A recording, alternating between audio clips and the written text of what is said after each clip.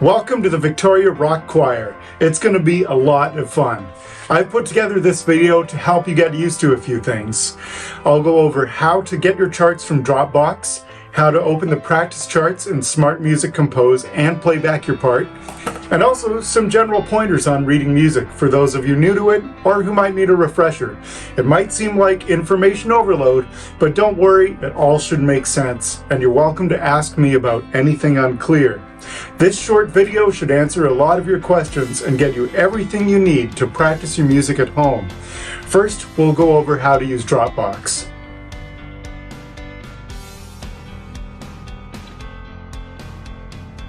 This is how you'll get your charts.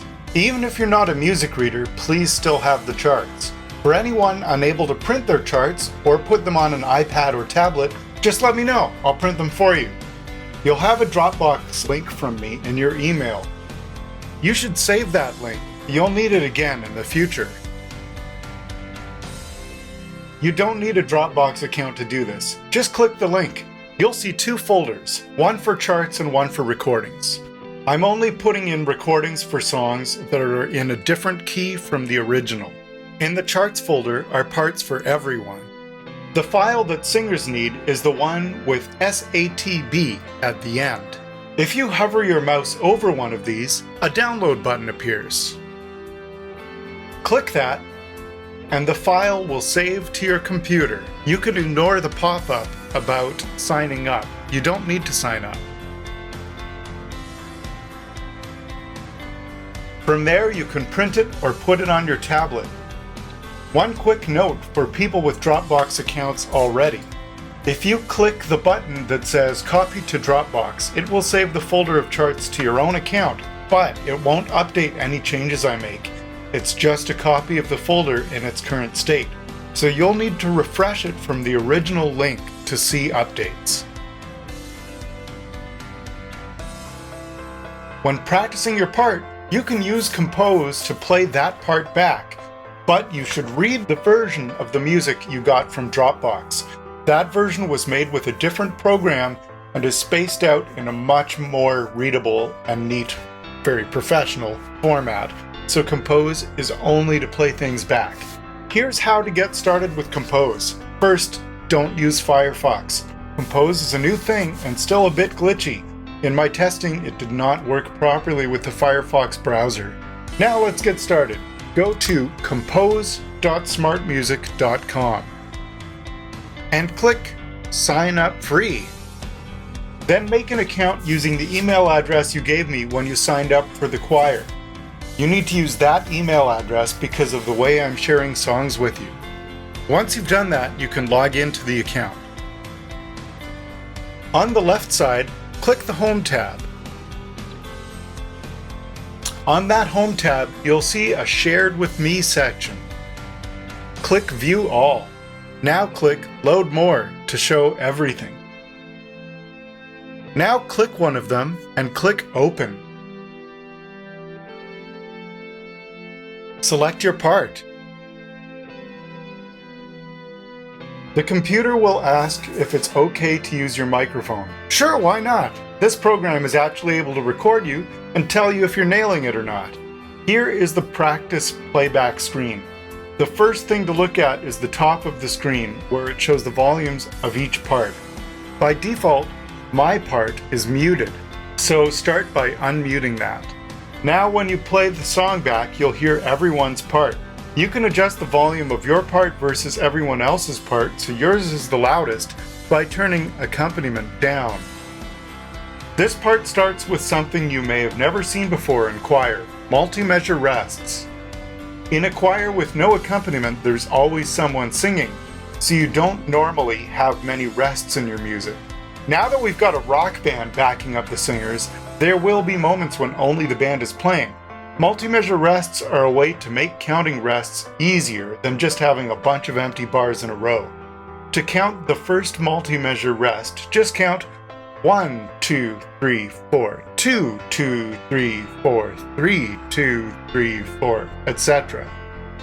If you click play, you'll see that it actually demonstrates that after counting.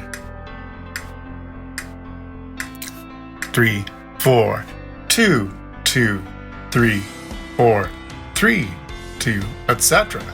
Don't worry if you're not sure about multi-measure rests or music reading. I'll help make it all clear in rehearsal. For now, let's skip past all those rests so the playback starts when the soprano actually has something to do. Just click the note where you want it to start playing. Now you could just press play and away you go. But while we're here, let's check out these cool learning features. If I click the left icon that came up, it will show me what the note looks like on a piano, with the note name written above. If I click the right icon, it'll play the note. Now let's hit play. It gives you a 1-bar count in and starts playing the music back.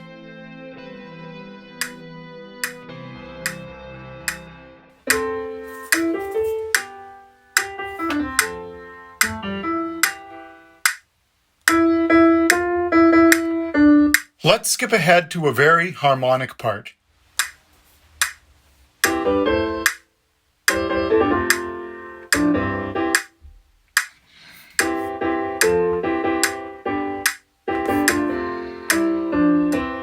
So that should be great for getting you started with Compose.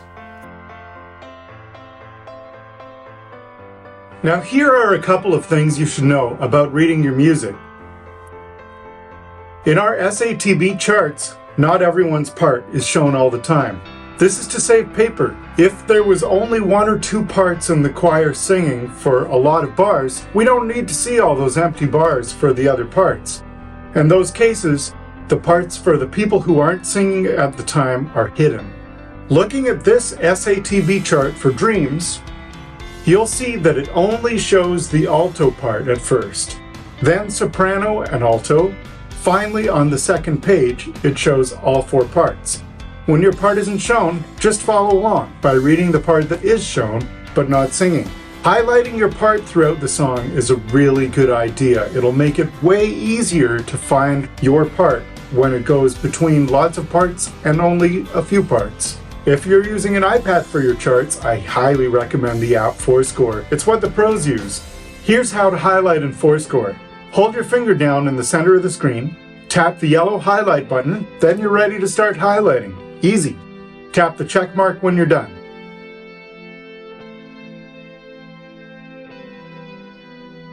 Here's another thing you should know about rhythmic notation. When you see a note head that looks like this, not round, it's not telling you to sing to a pitch, only a rhythm to sing to. So in this example, the chart says to shout, "Jump!" on beat 2, not to any particular pitch. The Compose app doesn't know how to play that back properly. So when you're practicing with it and you get to some rhythmic notation, it will play back some notes to a pitch. Just ignore them. Now for those of you who want help finding their pitch at rehearsals and can read music, here's a trick that the singers in my R&B band Soul Source use. Get a free keyboard app for your phone and put in a headphone at rehearsal. Then you can play your note before you have to sing it to help you find the right pitch. For those of you newer to reading music, remember that earlier in the video I showed you in that Compose app you'll be practicing your parts with. When you click a note, there's an icon that brings up a graphic showing where that note is on a keyboard. Some free keyboard apps include GarageBand for iPhone. Or if you're already using Fourscore for your charts, you can actually bring up a keyboard right on Fourscore. Now, as I said, all of that is probably a bit of information overload, but I thought I should cover as much of the most likely common questions in this video to make it easy as possible for everyone. Hopefully you're not feeling overwhelmed. Don't worry, it's going to be great. Anything you're not sure about, feel free to ask. Together, we're going to tackle this music, and it's absolutely going to rock. See you at rehearsal.